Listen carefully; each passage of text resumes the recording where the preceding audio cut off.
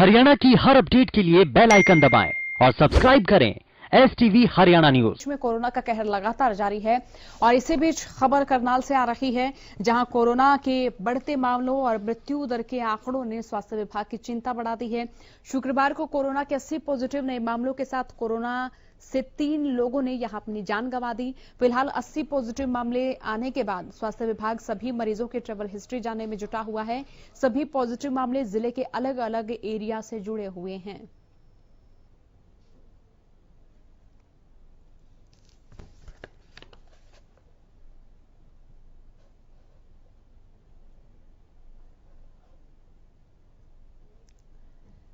Corona का कहर लगातार जारी है। आम जनता से लेकर अब तो नेता और मंत्री भी कोरोना से संक्रमित पाए जा रहे हैं। कांग्रेस प्रवक्ता रंजीता मेहता कोरोना संक्रमित होने के बाद से पंचकूला के नागरिक अस्पताल में भर्ती हैं। इस दौरान उन्होंने ट्वीट कर सरकारी अस्पतालों की बदइंतजामी पर सवाल खड़े किए हैं। कांग्रेस प्रवक्ता रंजीता मेहता ने प्रदेश के गृह मंत्री अनिल विज को ट्वीट करते हुए लिखा कि आइसोलेशन वार्ड में कोरोना मरीजों का स्वागत मधुमक्खियां कर रही हैं। उन्होंने आगे लिखा कि अब मुझे समझ आया कि क्यों प्रदेश के सीएम और विधानसभा स्पीकर प्राइवेट अस्पताल में अपना इलाज करा रहे हैं।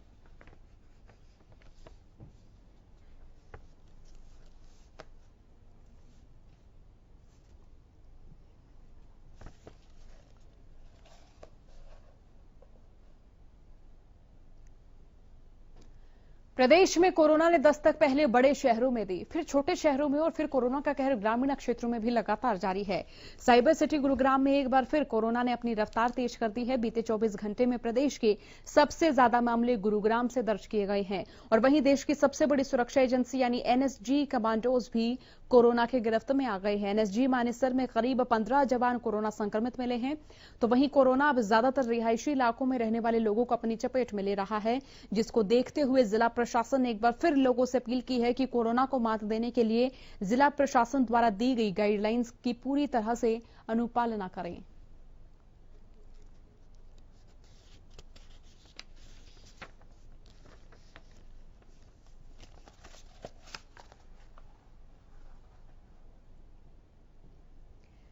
सिरसा विधायक गोपाल कांडा और उनके भाई गोविंद कांडा सामाजिक कार्यों से लगातार जुड़े हुए रहते हैं और सिरसा के चौतरफा विकास के लिए लगातार प्रयासरत रहते हैं। आज रंगड़ी खेड़ा के लोगों को तोहफा देते हुए गोपाल कांडा और गोविंद कांडा ने गांव के सरपंच और प्रमुख लोगों को 5 लाख का चेक सौंपा। इस राशि के जरिए लोगों को पीने के लिए स्वच्छ पानी मिल सकेगा। गोपाल कांडा ने अपने निजी कोष से ग्राम पंचायत को 5 लाख रुपए दिए। इस अवसर पर गोपाल कांडा ने कई मुद्दों पर अपनी बात रखी। इसके साथ ही गोविंद कांडा ने कई मुद्दे जनता के समक्ष रखे और कई मुद्दों पर अपनी बात कहा कि गोपाल कांडा वोट की राजनीति नहीं करते, वो सिर्फ जनसेवा करते हैं। गोपाल कांडा के लिए राजनीति केवल लोकहित के कार्यों को पूरा करवाने का माध्यम है और कहा कि भाई गोपाल कांडा का स्वप्न है कि सिरसा के प्रत्येक गांव और प्रत्येक वार्ड को पीने का स्वच्छ पेयजल मिले।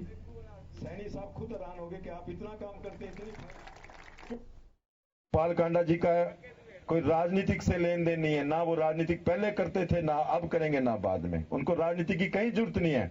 लोग राजनीतिक में आके पैसा कमाते हैं, वो पैसा लगाते हैं, उनको जरूरत नहीं है कहीं। वो सिर्फ आपकी सेवा के लिए राजनीति करते हैं, सिर्फ आपकी सेवा कि मेरा सिरसा शहर, मेरा जिला इतना आगे चले जाए, इतना आगे काम करके दिखाऊं कि लोगों को देखे कि सिरसा के अंदर इतना काम हुआ है। उनको पैसे की जरूरत नहीं है। जितने भी राजनीतिक लोग आते हैं सिर्फ पैसा कमाने आते हैं। जिस रोड से आप आते हैं, मैं आपको 2005 की एक बात बताता हूं कि 2005 में इस रोड का एक टेंडर हुआ था 25 लाख रुपए का। लोग उस रोड को बनाने के लिए शमशान भूमि की, उसमें 5 लाख रुपए रिश्वत खा गए। ऐसे लोग बैठे हैं राजनीतिक लोग। आज प्रदेश का युवा नशे की गिरफ्त में जा रहा है। खासतौर पर वो इलाके जो दूसरे राज्यों से की सीमाओं से सटे हुए हैं, वहां से नशा तस्करी की खबरें लगातार सामने आती रही हैं। इसी बीच सामाजिक न्याय और अधिकारिता मंत्रालय द्वारा देश भर में नशा मुक्त भारत अभियान चलाया जा रहा है। अभियान के तहत देश में नशे से प्रभावित 272 जिले चुने गए हैं, जिसमें जिला सिरसा भी शामिल किया गया है। इस अभियान को सफल बनाने के लिए सिरसा में एक विशेष जागरूकता अभियान की शुरुआत की गई और अभियान के तहत अब कई विभागों के अधिकारी एक एक गांव गोद लेकर नशे के खिलाफ अभियान शुरू करेंगे ताकि सिरसा को नशा मुक्त बनाया जा सके। उपायुक्त रमेश चंद्र ने प्रेस कॉन्फ्रेंस कर बताया कि नशा मुक्त अभियान सरकार की महत्वाकांक्षी योजना है जो 31 मार्च 2021 तक चलेगा। अभियान को सफल बनाने के उद्देश्य से हर रोज विशेष गतिविधियों का आयोजन किया जा रहा है ताकि लोगों को नशे से दूर रहने के लिए ज्यादा से ज्यादा जागरूक किया जा सके और जिले को नशा मुक्त बनाया जा सके।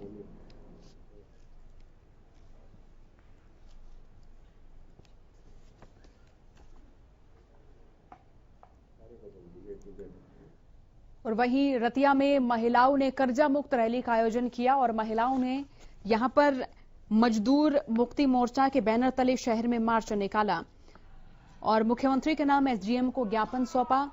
महिलाओं ने मांग की है कि केंद्र सरकार द्वारा जिस तरह पूंजीपतियों के कर्जे माफ किए गए उसी तरह उनकी भी निजी कंपनियों से लोन माफ करवाए जाएं। मामला ये है कि पिछले हम 3-4 महीनों से एक लड़ाई लड़ रहे हैं जो औरतों की है। औरतों को जो कर्जा दिया जा रहा है माइक्रो फाइनेंस कंपनियों के द्वारा, वो पिछले कई 5-7 सालों से इस जंजाल में फंसी हुई है। और इस लॉकडाउन के अंदर सरकार ने जो 68,000 करोड़ रुपए सरकार ने बड़े पूंजीपतियों का माफ किया है, 50 पूंजीपतियों का, तो हम चाहते हैं कि ये औरतों ने जो 50,000, 20,000 रुपये कर्जा लिया हुआ है वो भी माफ करे सरकार। क्योंकि इसी लॉकडाउन में क्या है कि इन औरतों के पास ना तो काम था, ना कोई इनका मतलब घर का इतना बड़ा सिस्टम है। ये मजदूर परिवारों से औरतें हैं जो कर्जा ये नहीं भर सकती। तो आज जो है कर्जा जो लेने वाले, किस्तें वाले हैं लेने वाले, वो इनको तंग करते हैं बिना बात से। तो हम ये चाहते हैं कि सरकार पूरी तरह से इनका कर्जा माफ करे।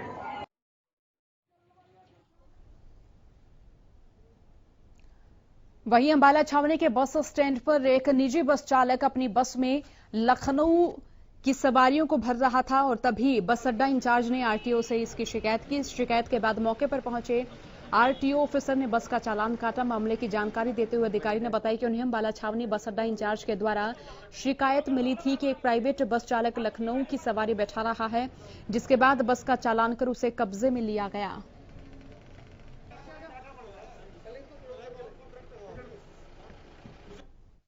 हमें सूचना मिली थी कि गलत तरीके से बस भर रहा है सवारियां टिकटों के साथ, तो हमने सूचना मिली, हम इसकी भी कार्रवाई कर रहे हैं।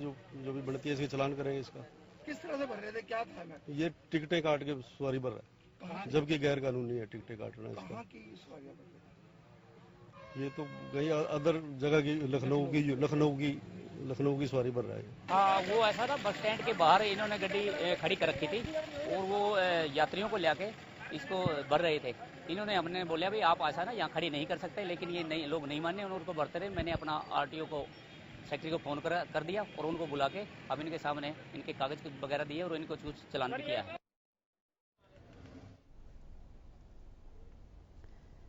हरियाणा विकास शहरी प्राधिकरण के कर्मचारियों ने अपनी मांगों को लेकर धरना प्रदर्शन किया और ये धरना सेक्टर 6 कार्यालय के बाहर किया गया। इस प्रदर्शन की अध्यक्षता हरियाणा शहरी विकास प्राधिकरण कर्मचारी यूनियन के राज्य चेयरमैन कृषि धीमान ने की। उन्होंने बताया कि प्रदर्शन हरियाणा शहरी विकास प्राधिकरण के कर्मचारियों की मांगों और विभाग के एक अधिकारी द्वारा कर्मचारियों के साथ बदसलूकी किए जाने को लेकर किया जा रहा था। हम ये चाहते हैं कि जब तक ये इस संगठन को बिल्कुल मान सम्मान के साथ नहीं बुलाता, ढंग से बातचीत नहीं करता, ऐसे तो फिर कोई भी कर्मचारी या हम किसी कर्मचारी के बारे में किसी अधिकारी को नहीं पूछ पाएंगे, ना ही अपना कोई कार्य करवा पाएंगे। तो हड़ताल पर है आप इस वक्त? हम हड़ताल नहीं, हम सिर्फ भोजन अवकाश के टाइम में आज नारेबाजी यहाँ की है हमने। अगला प्रोग्राम हम जल्द ही बता देंगे और फिर वो सारे का सारा पूरे हरियाणा से हम कर्मचारियों को बुला के और यहाँ एक पूरे गेट के ऊपर प्रदर्शन करेंगे। और वहीं खबर पंचकुला से है, जहां के निजी कॉलेज द्वारा फेक स्कॉलरशिप का खुलासा हुआ है। आपको बता दें कि इस मामले में सेक्टर 5 थाना पुलिस ने मामला दर्ज कर जांच शुरू की है। पुलिस से मिली जानकारी के अनुसार सेक्टर 5 स्थित हायर एजुकेशन डिपार्टमेंट के डिप्टी डायरेक्टर ने पुलिस को शिकायत दी और बताया कि महेंद्रगढ़ स्थित प्राइवेट कॉलेज ने 2017 से 18 के बीच फेक स्कॉलरशिप के दस्तावेज पर सरकारी धन हड़प लिया। इस मामले में जब पुलिस की जांच के दौरान खुलासा किया गया फिलहाल कितने रुपए का घोटाला हुआ इसकी जानकारी सामने नहीं आई। पुलिस का कहना है कि मामले में जल्द ही आरोपियों को गिरफ्तार किया जाएगा। कि हायर एजुकेशन की तरफ से कंप्लेंट प्राप्त हुई थी कि रोहतास डिग्री कॉलेज है अटेली महेंद्रगढ़ का, उन्होंने 698 बच्चों की स्कॉलरशिप प्राप्त की है। जो इन्होंने वेरीफाई किया तो उसमें से 56 ही बच्चे जेन्युइन पाए गए हैं, जिस पर इन्होंने उस कॉलेज के खिलाफ एफआईआर दर्ज की है। तो कैसे पता लगा कि ये जो फेक स्कॉलरशिप ली गई है? इन्होंने एमडीयू रोहतक जो यूनिवर्सिटी है वहाँ के बच्चे थे 35 और 21 बच्चे मीरपुर रिवाड़ी की है इंदिरा गांधी यूनिवर्सिटी, वहाँ से वेरीफाई करा तो उन्होंने 56 बच्चों के जेन्युइन होने के बारे में इनको रिपोर्ट दी। तो उसके बाद इन्होंने अपनी इंक्वायरी के बाद एफआईआर दर्ज करवाई है। तो किन किन लोगों के खिलाफ मामला दर्ज किया गया? रोहतास डिग्री कॉलेज प्रबंधन के खिलाफ। स्वागत है।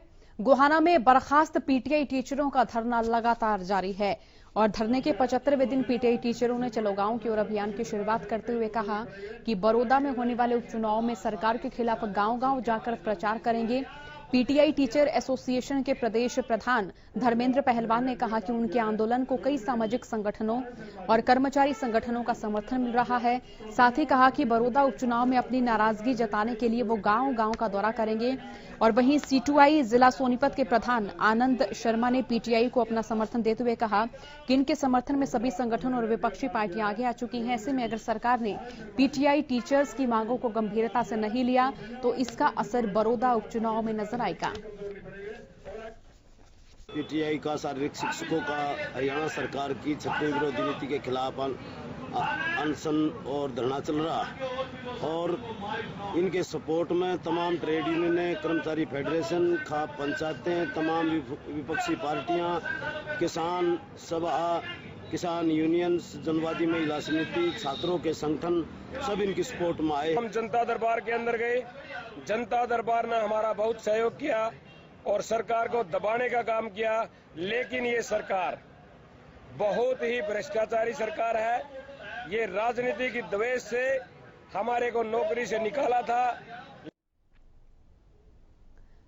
प्रदेश में बदमाशों के हौसले इतने बेखौफ हैं कि वो किसी भी वारदात को दिन दहाड़े अंजाम देते वक्त पुलिस का जरा भी खौफ नहीं मानते।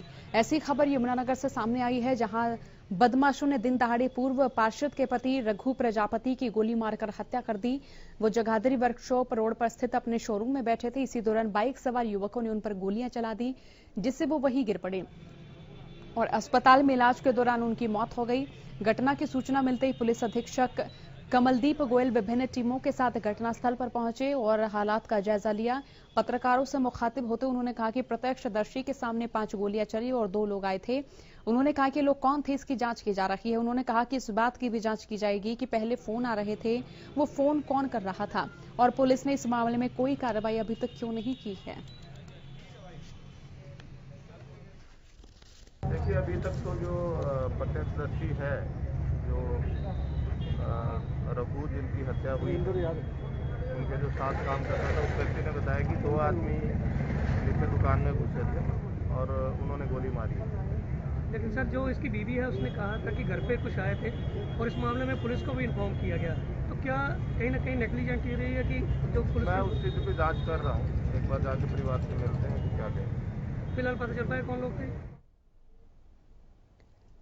प्रदेश में कोरोना का कहर लगातार जारी है। सरकार की ओर से तमाम हिदायतें लोगों को दी जा रही हैं। घर से बाहर निकले तो मास्क जरूर लगाएं और जो व्यक्ति मास्क ना लगाते हुए घर से बाहर निकल रहे हैं उनका चालान भी किया जा रहा है। लेकिन लोग अब भी गैर जिम्मेदार, लापरवाह नजर आ रहे हैं। लापरवाही की एक नजीर हमारी रिपोर्ट में देखिए।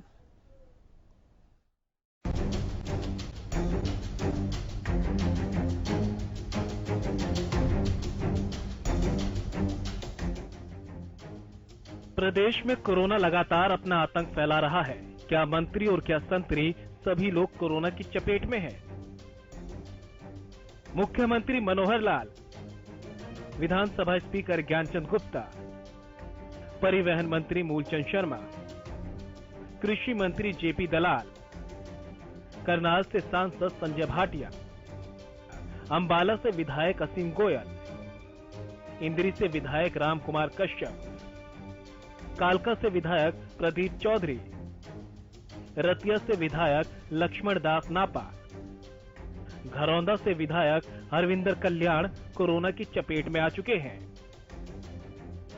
अब जरा सोचिए, जब इतनी सुरक्षा में रहने के बावजूद भी मंत्रियों तक कोरोना पहुंच गया तो आम आदमी तक इसे पहुंचने में कितना समय लगेगा।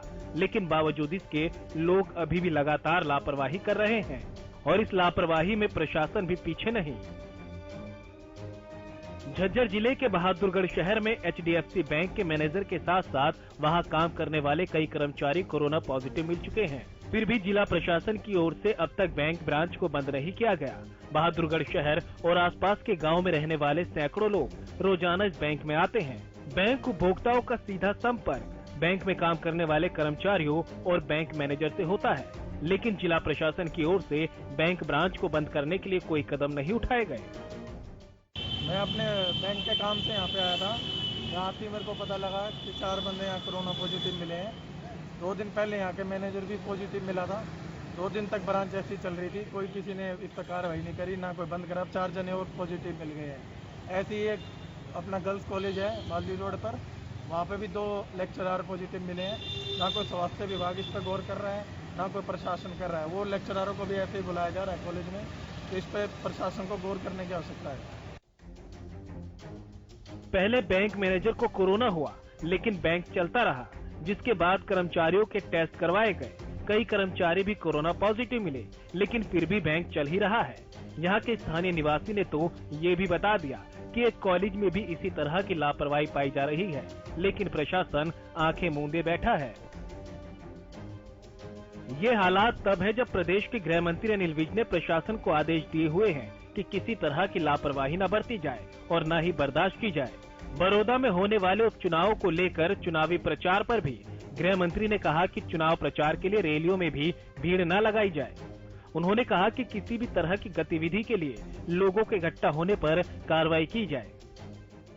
बिल्कुल केंद्र सरकार की जो SOP है उसके मुताबिक किसी भी सामाजिक, धार्मिक, राजनीतिक गतिविधि के लिए लोगों का इकट्ठ नहीं किया जा सकता।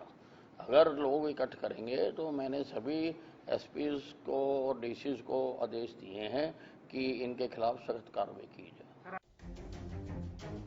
सरकार कोरोना पर लगाम लगाने के लिए तमाम कोशिशें कर रही है। लॉकडाउन लाया गया, लोगों को लॉकडाउन से दिक्कत हुई तो धीरे धीरे अनलॉक लाया गया। जब अनलॉक में लोगों ने मनमानी शुरू की तो वीकेंड लॉकडाउन का ऐलान कर दिया गया। बावजूद इसके लगातार लापरवाहियां की जा रही है। ऐसा न हो कि ये लापरवाही कहीं भारी पड़ जाए। Bureau report, Haryana news.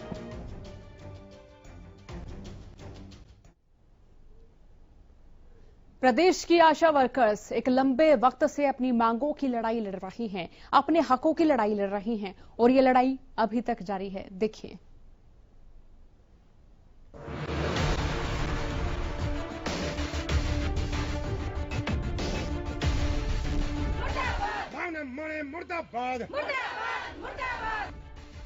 मुर्दाबाद के नारे लगाती ये महिलाएं वो आशा वर्करें हैं जिन्होंने कोरोना काल में कोरोना योद्धा बनकर काम किया, लेकिन प्रशासन की अनदेखी ही कहिए कि ये 7 अगस्त से मांगों को लेकर हड़ताल पर बैठी हैं, मगर प्रशासन के कानों पर जूं तक नहीं रेंग रही। पलवल में स्वास्थ्य विभाग के जिला मुख्यालय पर बैठी इन आशा वर्करों का कहना है कि प्रशासन ने उनका 8 सेवाओं पर इंसेंटिव देना बंद कर दिया, जिसकी वजह से उनकी मासिक आमदनी में काफी कमी आई है। अब इन आशा वर्करों की मांग है कि इनका इंसेंटिव दोबारा शुरू किया जाए, साल 2018 में लागू समझौते को लागू किया जाए, साथ ही इन्हें स्थायी कर्मचारी का दर्जा दिया जाए। पहले नंबर बात तो हमारी मांग ये है कि हमें स्थायी कर्मचारी बनाया जाए। दूसरे नंबर बात की जो हमारा 2018 में दिया गया था वो लागू किया जाए। तीसरे नंबर बात, अगर न्यूनतम वेतन देने के लिए भी सरकार नहीं तैयार है तो 24,000 हमें वेतन दिया जाए और हमारा PF काटा जाए। और 5वें नंबर बात ये है हमारी, जो हमारी मांग है कि हमारी पेंशन दी जाए। आशा वर्कर यूनियन की उप प्रधान का कहना है कि शासन प्रशासन उनकी मांगों को नहीं मानती तो वह विधायक के आवास का घेराव करेंगी, साथ ही हड़ताल भी जारी रखेंगी। अगर हमारी ये मांगे नहीं मानी गई तो आगे भी हमारी जो कार्य करने की है उसे हम कार्यान्वित करेंगे और घेराव भी करेंगे और हड़ताल भी आगे जारी रखेंगे। हड़ताल पर बैठी आशा वर्करों का कहना है कि कोरोना के वक्त उन्होंने पहली कतार में रहकर कोरोना योद्धाओं की तरह काम किया था। इसका इनाम तो उन्हें नहीं दिया गया, उल्टा जो उन्हें 1000 रुपए मिला करते थे वो भी कोरोना के चलते बंद कर दिए गए। अब पछताकर आशा वर्करों ने शासन और प्रशासन के खिलाफ मोर्चा खोल दिया। आशा वर्करों का कहना है कि अगर उनकी मांगे नहीं मानी गई तो वे बड़ा आंदोलन करने पर मजबूर होंगी, जिसकी जिम्मेदारी प्रशासन की ही होगी। हालांकि अब देखना ये है कि इन आशा वर्करों की पुकार कब तक सुनी जाती है। शासन, प्रशासन और आशा वर्करों के बीच क्या सहमति बनती है, ये भी एक बड़ा सवाल है। हरियाणा न्यूज के लिए पलवल से भगत सिंह तेवतिया की रिपोर्ट।